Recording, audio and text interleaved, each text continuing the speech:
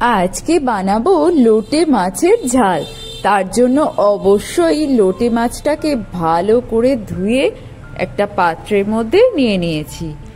এবার এর মধ্যে দিয়ে দিচ্ছি পরিমাণ মতন লবণ, হলুদ, লাল লঙ্কার গুঁড়ো এবং লেবুর রস।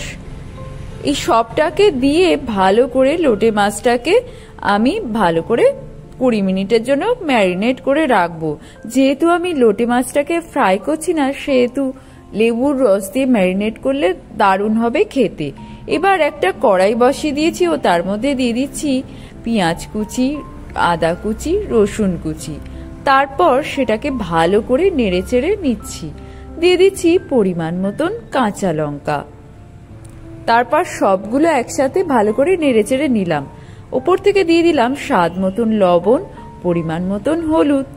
দিয়ে দিচ্ছি এবার ধনে গুঁড়ো, লাল লঙ্কার গুঁড়ো, জিরে গুঁড়ো।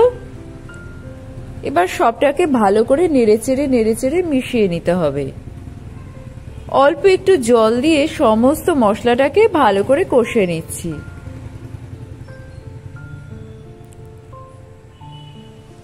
সমস্ত মশলাটাকে ভালো করে কষে নিচ্ছি।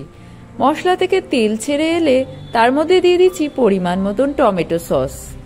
আপনারা এখানে টমেটো সসের পরিবর্তে কাঁচা টমেটো দিতে পারেন।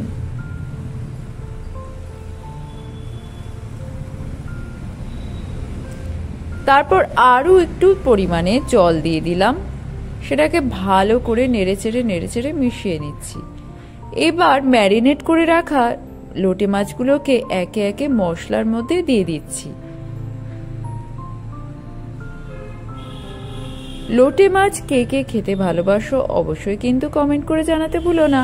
আর এইভাবে অবশ্যই একবার লোটে মাছটাকে ট্রাই করে দেখতেই পারো। কোনো রকম ভাজার ঝামেলা ছাড়াই চটজলদি এইভাবে একবার লোটে মাছের ঝাল রেসিপিটা অবশ্যই ট্রাই করে দেখবেন। আর ঝোলটা ফুটে এলে ওপর থেকে দিয়ে দিচ্ছি ধনেপাতা কুচি। হালকা হাতে খুন্তির সাহায্যে নাড়িয়ে নেব, অথবা কড়াইটাকে হালকা করে নাড়িয়ে নিলেই ব্যাস রেডি আমাদের লোটে মাছের ঝাল। অল্প কিছুক্ষণের জন্য ঢাকনা চাপাও দিয়ে দিয়েছিলাম। ঢাকনা খুললেই রেডি আমাদের গরমা গরম লোটে মাছের ঝাল। গ্যাসের ফ্লেমটাকে অফ করে দিলাম। আর রেসিপিটা কেমন লাগলো অবশ্যই কিন্তু জানাবেন। গরম ভাতের সাথে লোটে মাছের ঝাল কেমন লাগলো খেতে অবশ্যই কিন্তু কমেন্ট করে জানাতে ভুলবেন না। আর এরকমই সুন্দর সুন্দর রেসিপি পেতে হলে অবশ্যই আমার চ্যানেলটাকে সাবস্ক্রাইব করে পাশে থাকবেন। আজকের মতন তাহলে চললাম, টাটা। সবাই ভালো থাকবেন, সুস্থ থাকবেন। দেখা হচ্ছে পরের ভিডিওতে।